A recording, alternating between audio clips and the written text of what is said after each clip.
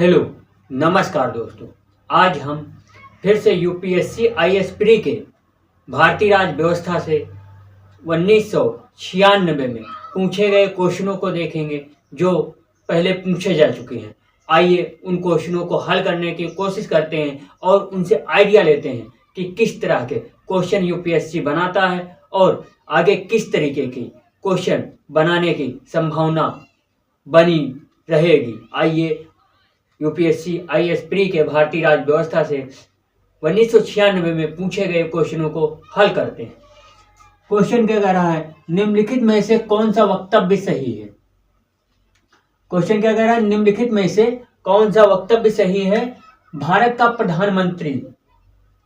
प्रधानमंत्री option A है, संसद के दोनों सदनों के सदस्यों में से अपने मंत्रियों का चयन करने के लिए स्वतंत्र है। दूसरा क्या कह रहा है, बी, इस विषय में भारत के राष्ट्रपति के साथ उचित परामर्श करके अपने मंत्रिमंडल के सहयोगियों का चयन कर सकता है। सी कह रहा है, अपने मंत्रिमंडल मंत्री के रूप में काम करने के लिए व्यक्तियों का चयन करने में पूर्णतः स्वविवेक का प्रयोग करता है।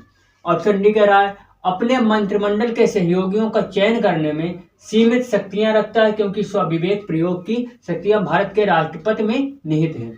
देखिए, भारत का जो प्रधानमंत्री होता है वह अपने मंत्रिमंडल में मंत्रियों के जो चुनने के शक्तियां हैं वह अपने स्वविवेक पर निर्भर करता है प्रधानमंत्री, क्योंकि वह अपने स्वविवेक से ही मंत्रियों को चुनता है। वह संसद का कोई सदस्य हो या ना हो फिर भी उसको मंत्री बना सकता है, मंत्रिमंडल में शामिल कर सकता है।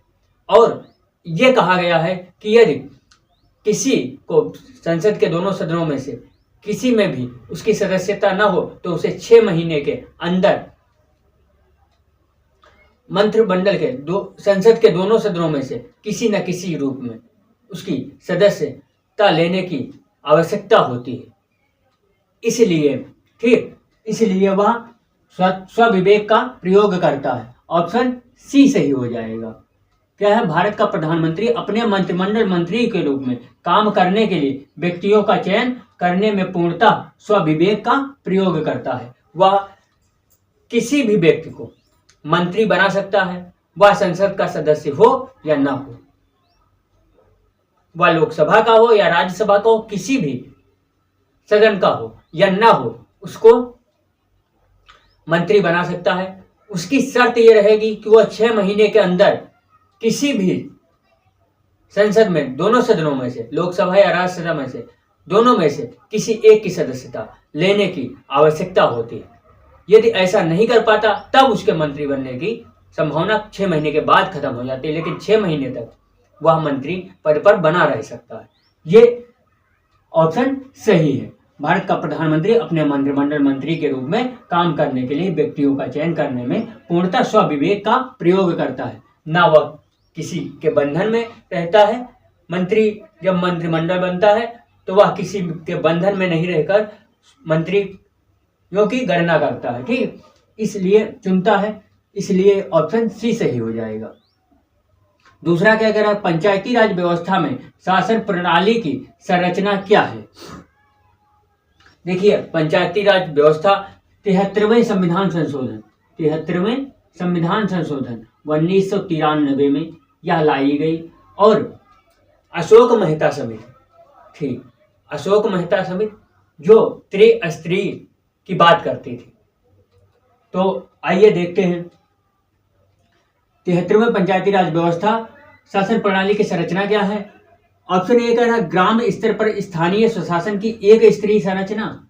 ग्राम और खंड, बी कह रहा है, ग्राम और खंड स्तर पर स्थानीय स्वशासन की 2 स्तरीय संरचना।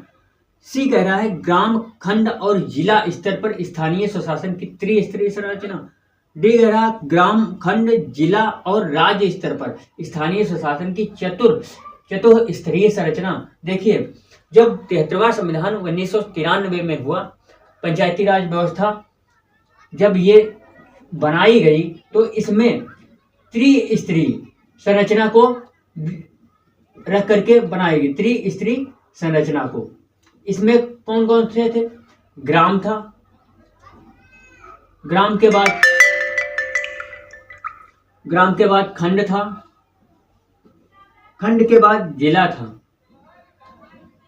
ये ग्राम, ब्लॉक, जिला, ये 3 स्तरीय पंचायती राज व्यवस्था में शामिल थी। क्वेश्चन नंबर 3 क्या कह रहा है? क्वेश्चन, इसलिए ऑप्शन सी सही हो जाएगा। क्वेश्चन नंबर 3 क्या कह रहा है? केंद्र और राज्य के बीच होने वाले विवादों का निर्णय करने की भारत की उच्चतम न्यायालय की शक्ति आती है। उच्चतम न्यायालय की शक्ति अनुच्छेद 131 में कहा है, वर्णित है अनुच्छेद 131 में। और इसमें क्या कहा गया? केंद्र और राज्य के बीच होने वाले विवादों का निर्णय करने की भारत के उच्चतम न्यायालय की शक्ति आती है। इसकी परामर्शी, ऑप्शन ए कह रहा है, इसकी परामर्शी अधिकारिता के अंतर्गत, बी इसकी अपीलीय अधिकारिता के अंतर्गत, इसकी मूल अधिकारिता के अंतर्गत, ऑप्शन डी कह रहा है इसकी संवैधानिक अधिकारिता के अंतर्गत।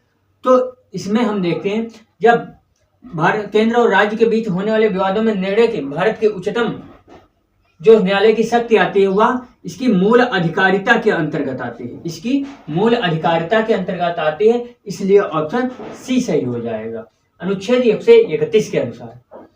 फिर चौथा क्या कह रहा है? राजनीतिक विरोध प्रदर्शन के निम्नलिखित 4 रूपों में से कौन सा उस व्यक्ति के नाम पर आधारित है जिसने सर्वप्रथम इसका उपयोग राजनीतिक हथियार के रूप में किया?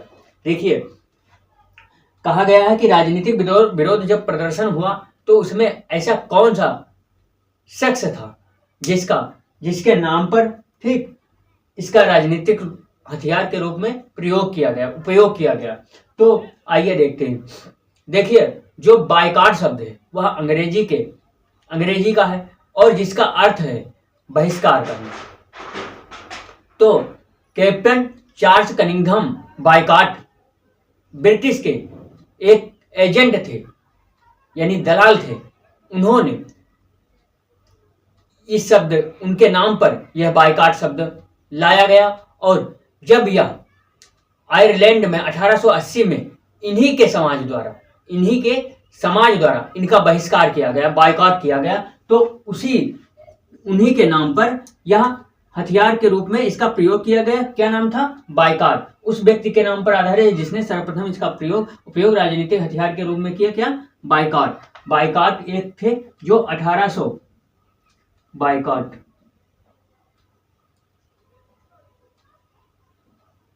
कैप्टन चार्ल्स कनिंघम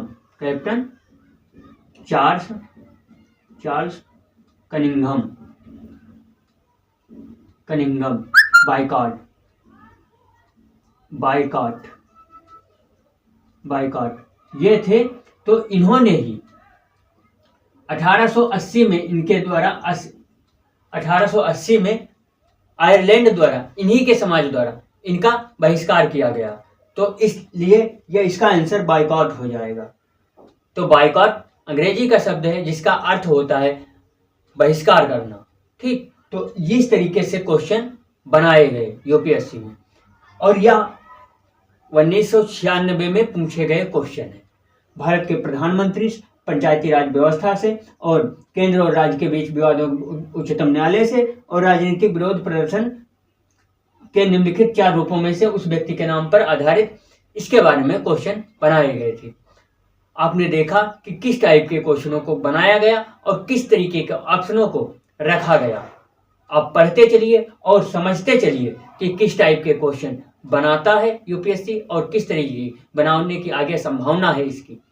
आपको इन्हीं क्वेश्चनों से आइडिया लगेगा। आप पढ़ते चलिए, नॉलेज अगेन करते चलिए और परीक्षा में बेहतरीन प्रदर्शन कीजिए और हमेशा हंसते रहिए, मुस्कुराते रहिए, कभी अपने लिए कभी अपनों के लिए। बस इसी बात पे आप लोगों को धन्यवाद। Thank you.